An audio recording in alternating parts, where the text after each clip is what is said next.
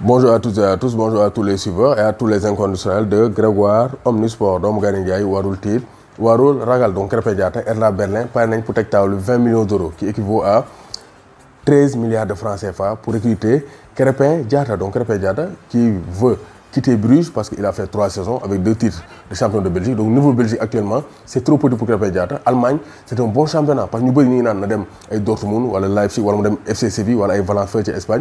Mais Krépin Diatta il faut savoir que le championnat allemand réussit aux Sénégalais parce que en passant par Demba Ba Hoffenheim donc toj na fa Pape Demba Cissé toj na Fribourg Salif Sané toj na Hanovre avant muy ñëw Schalke 04 toj ko Mame Birame Diouf toj na Hanovre. Donc gis nañ ne les Sénégalais réussissent en Allemagne. Donc pourquoi pas Krépin Diatta réussir sa progression dans sa jeune carrière en Allemagne. moo tax Hertha Berlin pare nañ pour investir parce que Hertha Berlin actuellement dañoo nekk ci projet bu bees ils veulent donc du renouveau. moo tax ils veulent investir pour recruter de jeunes joueurs pour mën a bokk dans les places européennes la saison prochaine. moo tax Krépin Diatta donc il est courtisé par Hertha Berlin pare nañ pour teg table bi 20 millions d'euros pour recruter Krépin Diatta. Manchester United proposé na 100 millions d'euros au FC Barcelone pour recruter Ansu Fati mais yokk nañ offre bi 150 millions d'euros pour recruter Ansu Fati mais Barça nee na leen jënd leen di jafe jaayuma Ansu Fati. Mais si ça continue est-ce que Barça narul lâcher pour le dossier Ansu Fati parce que il est considéré comme un jeune prometteur et le Barça l'a souligné sa clause c'est 170 millions d'euros. Donc Manchester United jóge nañ 100 dem 150 bu ñu doolee 20 millions d'euros il faut faire sortir la clause et recruter Ansu Fati. Donc ça aussi c'est l'information. La seule façon de voir Ansu Fati porter le maillot de Manchester United c'est que Manchester United paye les 170 millions d'euros. Donc Manchester United jënd un jeune joueur de 17 ans à 170 millions d'euros.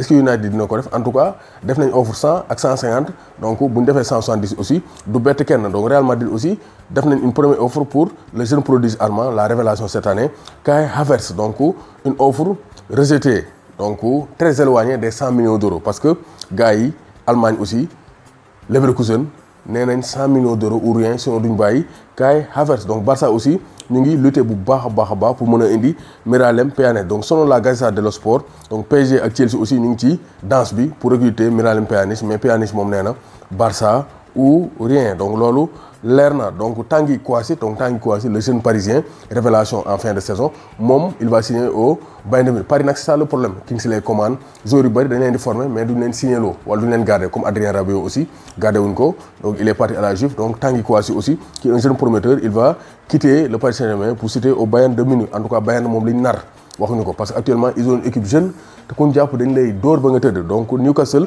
prêt à faire des folies pour Ciro Immobile dem na Dortmund doxul dem FC Séville doxul mu delluwaat Italie di ko toj rajax meilleur buteur en Italie. Donc Ciro Immobile est bien suivi par les Magpies de Newcastle qui préparent donc leur révolution après l'achat des Saoudiens. Donc Marcos Alonso latéral de Chelsea est bien visé par les Blues donc par la Juventus de Turin.